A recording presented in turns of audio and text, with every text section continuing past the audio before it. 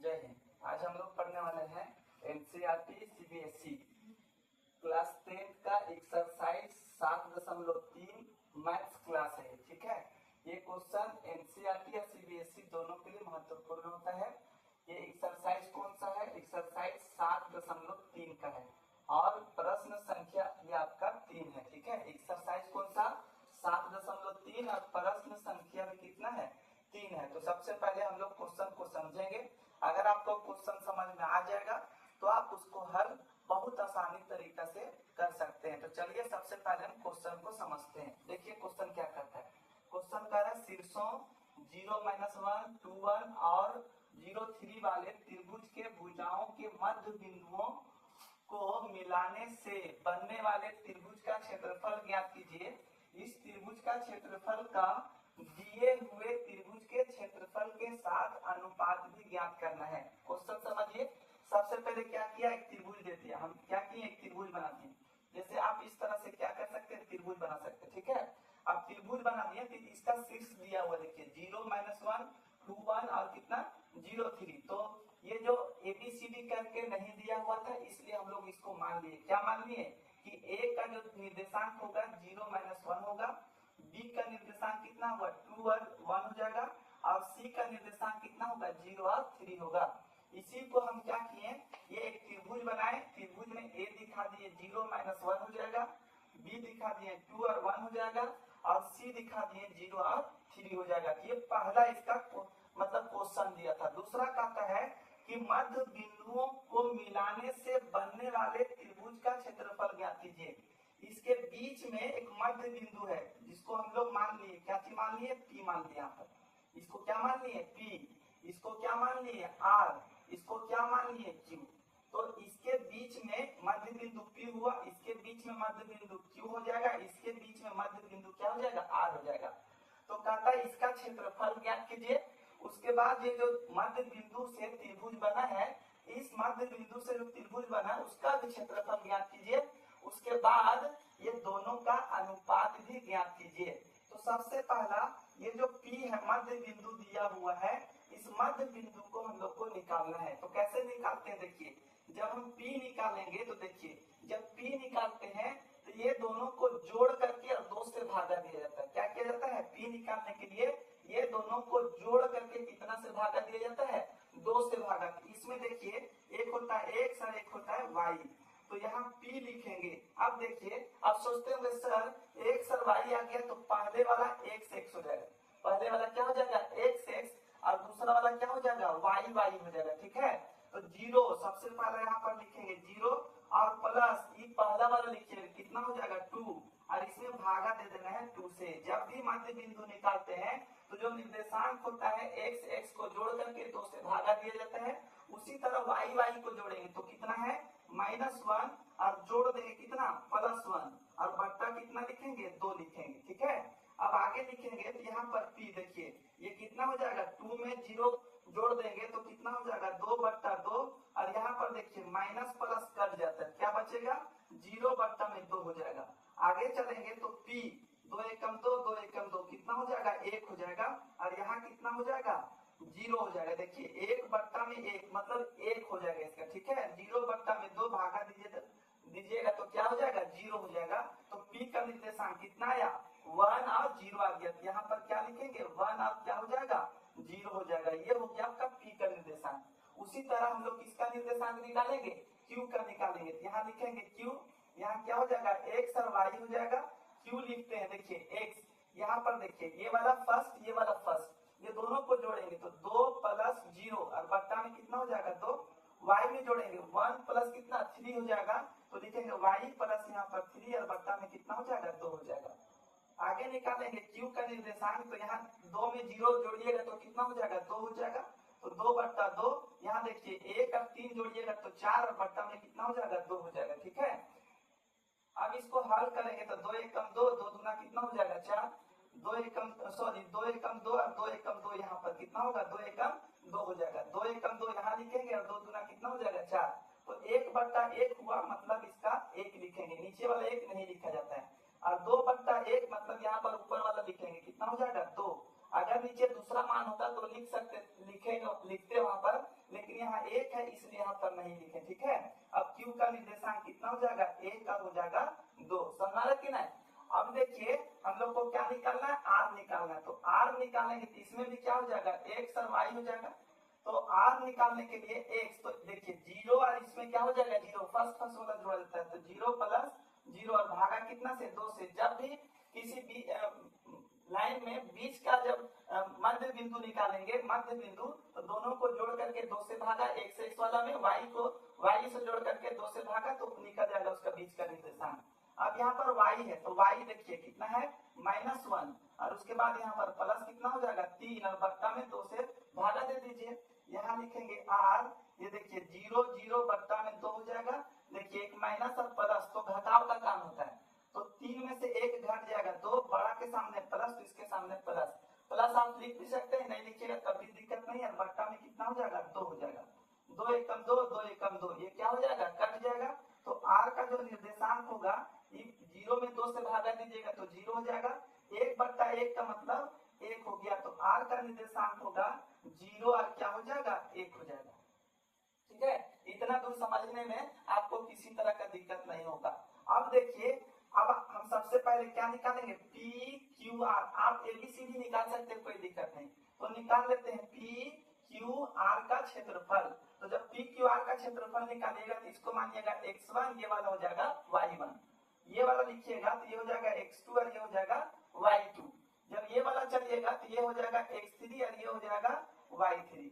अब निकालेंगे त्रिभुज पी क्यू आर का क्षेत्रफल। त्रिभुज पी क्यू आर का क्षेत्रफल, इसका फॉर्मूला होता है 1/2 x1 y2 minus y3 plus x2, bracket यहाँ इंटू बोलिएगा, y3 minus y1 plus x3 y1 minus y2। अब सब का मान यहाँ पर लिखा हुआ है, x1 y1, x2 y2, x3 y3, समझ रहे कि नहीं। तो यहाँ पर अब हम लोग मान निकालते हैं। तो यहाँ लिखेंगे 1/2, देखिए x1 का मान कितना हो जाएगा, तो x1 का मान 1 हो जाएगा, ब्रैकेट लगाइए। y2 का मान देखिए, y2 का मान कितना हो जाएगा, y2 का मान 2 हो जाएगा, तो 2 लिखिए माइनस y3 का मान कितना 1, उसके बाद ब्रैकेट बंद कर देना, ठीक है। उसके बाद प्लस है तो प्लस लिखिए x2, ये ब्रैकेट आपको नहीं लगाना, प्लस है तो प्लस, उसके बाद x2 का मान देखिए कितना है 1 है, तो यहाँ पर लिखिए आप 1। उसके बाद y3 का मान 1 माइनस y1 का मान देखिए कितना है 0, तो यहाँ पर 0 लिखेंगे। उसके बाद प्लस है तो क्या लिखना है, प्लस लिखना है, एकदम सीरियल नंबर से लिखते हुए चलना है। उसके बाद x3 का मान कितना 0, तो यहाँ पर लिखेंगे 0।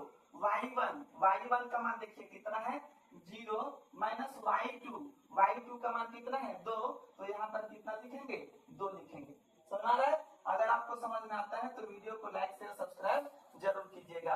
अब आगे हम लोग हल करेंगे, तो यहाँ पर 1/2 बहुत इजी तरीका से हम लोग धीरे धीरे लेकर के चलेंगे और आपको समझाने का भी प्रयास करेंगे। अब देखिए यहाँ पर लिखेंगे 1, ब्रैकेट के बगल में कुछ नहीं होता तो गुना होता है, 2 में से 1 घटा दीजिएगा तो 1 बचेगा, प्लस है यहाँ पर प्लस लिखेंगे। देखिए यहाँ पर लिखेंगे 1 गुना 1 में 0 घटा दीजिएगा 1 हो जाएगा। उसके बाद प्लस, देखिए 0 को इसमें गुना कीजिएगा तो जितना नंबर आएगा उस सबको क्या करेगा 0 कर देगा, समझ आ रहा है कि नहीं। उसके बाद लिखेंगे 1/2 हो जाएगा, 1 एकम 1, उसके बाद प्लस है तो क्या लिखेंगे प्लस, फिर 1 एकम 1, और ये 0 का काम खत्म हो गया। अब आगे लिखेंगे तो यहाँ पर हो जाएगा 1/2 हो जाएगा। उसके बाद देखिए 1 और 1 जोड़ दीजिएगा तो कितना हो जाएगा 2। देखिए ब्रैकेट यहाँ कुछ नहीं होता है तो ब्रैकेट के बगल में गुना, तो आपको गुना लिखना है, 1 जोड़ दीजिएगा तो हो जाएगा 2। तो 2 से 2 कट जाएगा तो कितना हुआ 1, ये होता है वर्ग मात्रक, ये क्या होता है वर्ग मात्रक। तो ये मेरा किसका क्षेत्रफल निकला, पी क्यू आर का क्षेत्रफल हम लोग निकाल दिए। अब क्या करना है, अब निकालेंगे ए बी सी का क्षेत्रफल। क्या निकालेंगे, ए बी सी का क्षेत्रफल। तो ए बी सी का क्षेत्रफल निकालने के लिए ये हम इसको इरेज करते हैं, उसके बाद हम ए बी सी का क्षेत्रफल ज्ञात करेंगे। अब देखिए हम लोग त्रिभुज पी क्यू आर का क्षेत्रफल को क्या किए, मिटा दिए। अब किसका क्षेत्रफल निकालेंगे, ए बी सी का क्षेत्रफल। तो यहाँ पर लिख देते हैं त्रिभुज ए बी सी का क्षेत्रफल। जैसे ये क्वेश्चन थोड़ा सा बड़ा, इसका आंसर बड़ा बन रहा है इसलिए हमको मिटाना पड़ गया, नहीं तो लगभग क्वेश्चन में जो हम लोग सीखे हैं वो एक ही मतलब मिटाने का जरूरत नहीं पड़ा, एक ही बार में हम लोग उसको बना दिए। अब देखिए एबीसी ABC का क्षेत्रफल निकालेंगे तो फॉर्मूला तो मेरा वही रहेगा, क्या रहेगा, 1/2 x1 y2 minus y3 plus x2 y3 minus y1 plus x3 y1 minus y2। लेकिन हम लोग को चलना है कौन सा त्रिभुज, बड़ा वाला ABC में, तो इसको भी मानना पड़ेगा। यहाँ लिखिए x1 ये हो जाएगा y1, इसमें चलेंगे तो ये हो जाएगा x2 ये हो जाएगा y2, इसमें चलेंगे तो ये हो जाएगा x3 इसमें हो जाएगा y3। अब देखिए जब PQ में काम नहीं है तो यहाँ पर x1 y1 x2 y2 x3 y2 हटा देते हैं, क्योंकि कंफ्यूजन होगा कि इसका वाला x1 उसमें चल जाएगा, उसका वाला x1 इसमें आ जाएगा, तो फिर आंसर इसका नहीं आएगा। अब हम लोग इसको हल करते हैं, तो यहाँ लिखेंगे 1/2, देखिए x1 का मान कितना हो जाएगा 0, y2 का मान कितना हो जाएगा 1 माइनस y3 का मान कितना हो जाएगा 3 हो जाएगा, समझ रहे कि नहीं। उसके बाद प्लस है तो प्लस x2 का मान कितना 2, तो यहाँ पर 2 लिखेंगे, y3 का मान कितना है 3, तो यहाँ पर 3 माइनस y1 का मान यहाँ पर माइनस में है तो -1 को ब्रैकेट में लिखेंगे, ये वाला जो माइनस है यहाँ पर लिखें, और y1 का मान माइनस में है इसलिए माइनस में लिखें। उसके बाद प्लस x3, तो x3 का मान कितना हो जाएगा यहाँ पर 0 हो गया, ब्रैकेट y1 का मान देखिए कहाँ पर -1, तो यहाँ लिखेंगे -1। उसके बाद ये वाला माइनस y2 का मान यहाँ पर कितना है, देखिए y2 का मान 1 है तो यहाँ पर 1 लिखिए, ब्रैकेट लगाइए, बड़ा वाला ब्रैकेट आपको लगा देना है। अब इसको हल करते हैं तो 1/2 हो जाएगा, देखिए 0 बीच में गुना है, किसी भी जो भी नंबर आएगा जैसे इसको हल कर देते हैं 0। अब यहाँ पर देखिए एक प्लस और माइनस में घटाव का काम होता है, तो 3 में से 1 चल जाएगा तो 2, बड़ा सामने माइनस तो इसके सामने माइनस, यहाँ पर प्लस है तो प्लस लिखिए 2, यहाँ देखिए 3 है तो 3 माइनस क्या हो जाएगा प्लस हो जाएगा, और उसके बाद 1 लिखिए प्लस ये वाला, उसके बाद 0, देखिए माइनस इसलिए जोड़ दीजिए तो हो जाएगा -2, और ब्रैकेट को क्या करना है बंद कर देना है। अब आगे हल कीजिए 1/2 हो जाएगा, देखिए 0 को इसमें गुना कीजिएगा तो पूरा 0 हो जाएगा, इससे पीछे सीखें कि 0 को किसी भी संख्या से गुना कीजिएगा पूरा 0 हो जाएगा। यहाँ पर प्लस है तो प्लस, 2 है तो 2 गुना, देखिए ब्रैकेट के बगल में कुछ नहीं होता गुना, 3 अरे कितना हो जाएगा 4, देखिए अलग अलग में प्लस माइनस में था, यहाँ प्लस में था इसलिए ब्रैकेट लगाए थे, 2 नंबर था, यहाँ सिर्फ एक आ गया सिंगल इसलिए ब्रैकेट हट जाएगा। उसी तरह यहाँ पर प्लस लिखेंगे, इसको इसमें गुना कीजिएगा तो क्या हो जाएगा 0 होगा, क्यों 0 होगा क्योंकि माइनस में सॉरी 0 है, तो 0 को कोई भी संख्या से गुना कीजिएगा तो पूरा 0 हो जाएगा।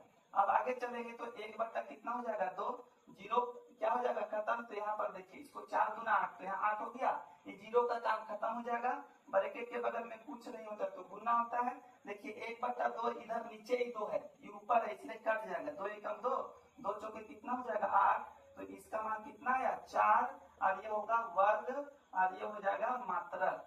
तो ये आया ABC का क्षेत्रफल। अब क्या करना है, क्वेश्चन बोलता है कि देखिए त्रिभुज का क्षेत्रफल का दिए हुए त्रिभुज का क्षेत्रफल के साथ अनुपात ज्ञात कीजिए। क्या कह रहा है, इस त्रिभुज का क्षेत्रफल का दिए हुए त्रिभुज का क्षेत्रफल के साथ अनुपात ज्ञात कीजिए। तो सबसे पहले आपको छोटा वाला त्रिभुज का लिखना पड़ेगा, और बट्टा अनुपात मतलब बट्टा में लिखना है ABC का क्षेत्रफल। तो PQR का क्षेत्रफल निकाले तो कितना आया था 1 आ गया था, वर्ग मात्रक और नीचे भी वर्ग मात्रक कट जाएगा तो इसलिए वर्ग मात्रक छोड़ दीजिए, और त्रिभुज ABC का क्षेत्रफल कितना निकाले 4, तो यहाँ पर हो जाएगा 4। अब इसको अगर अनुपात में लिखिएगा तो 1 अनुपात कितना हो जाएगा 4, और ये हो जाएगा आपका आंसर। आशा करते हैं हम आपको ये क्वेश्चन बहुत इजी तरीका से समझा पाए और आपको समझ में भी आया होगा। अगर समझ में आता है तो वीडियो को लाइक शेयर सब्सक्राइब